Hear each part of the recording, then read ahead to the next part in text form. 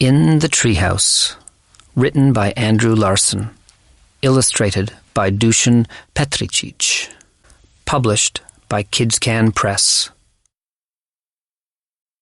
It's hot, really hot. I crunch on an ice cube to cool off. There's more ice melting in the bowl beside me. I can see the whole neighborhood from up here. It's pretty nice. There are lots of big old trees, but there's only one treehouse. I was so excited when we moved here last year. We finally had our own house with our own backyard, and I finally had my own room. I had trouble falling asleep at first. I guess I missed sharing a room with my brother. I tried counting sheep, but that didn't work. I just lay awake, picturing more sheep than I could count. So I started planning tree houses. I planned tree houses that could turn into flying ships at the flick of a switch. I planned tree houses with secret slides for quick getaways. I planned one tree house that had 2 levels, one for me and one for my brother. I told my brother about my tree houses, and pretty soon he was drawing his own. "Can I see them?" I asked one day. His drawings were really good. He said mine were good too. We showed them to our dad. "When I was a kid," he said, "I wanted a tree house more than anything else in the world." "Did you build one?" my brother asked. "Nope," Dad answered. "I never had my own backyard." "So what did you do?" I asked. "I made plans," he said, "just like you." We started building our treehouse the next morning. It was dark when we finally finished. "Why aren't there any stars?" I asked between gulps of lemonade. "They're up there," Dad said. "We just can't see them." He explained how the lights from the city make the sky too bright for us to see the stars shine. So we watched the twinkling lights of our sleepy neighborhood instead. My brother and I spent most of that summer in the treehouse. It was the best summer ever. We had comics. We had cards.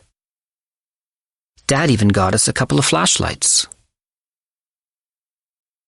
This summer has been different, though. Very different. My brother doesn't spend any time in the treehouse. He hardly spends any time with me. He's too busy with his friends. He says I'm too little to hang out with them. He doesn't even let me in his room anymore. So now I'm the king of the castle. I can do whatever I want up here. Lights go on all over the neighborhood. Televisions glow in the windows. Air conditioners hum. It sounds like I'm inside a fridge. It feels like I'm inside an oven. I blink, and then everything is dark. Everything is quiet. "Are you all right up there?" Dad calls from the house. "The power's gone out." "I'm okay," I answer. The melting ice crackles in the bowl. Something sparkles overhead.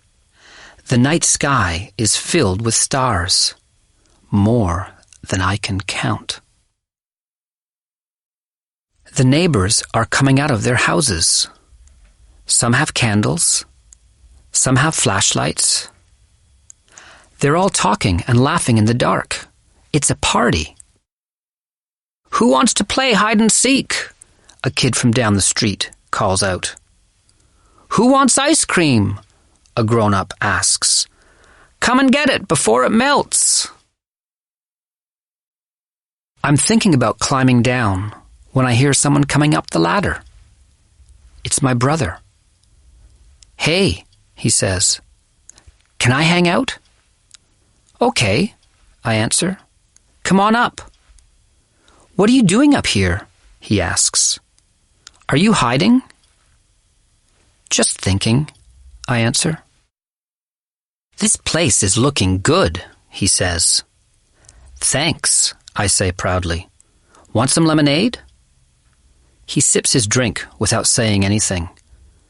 I wonder what he's thinking. "Are those new Sidekick Jimmy comics?" he asks, finally. "I used to love those." "Check out this one," I say. Jimmy rescues his dad from a pit of quicksand. "Cool," he says, reaching for a flashlight and settling in for a read. "Cool," I say, crunching another ice cube.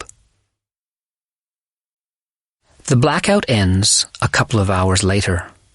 The party is over. The neighbors blow out their candles and go back inside, like nothing has happened, like it's just another night.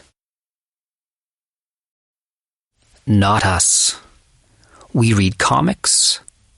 We play Crazy Eights. We play war. And then we build a house of cards. We stay up and watch the twinkling lights of our sleepy neighborhood.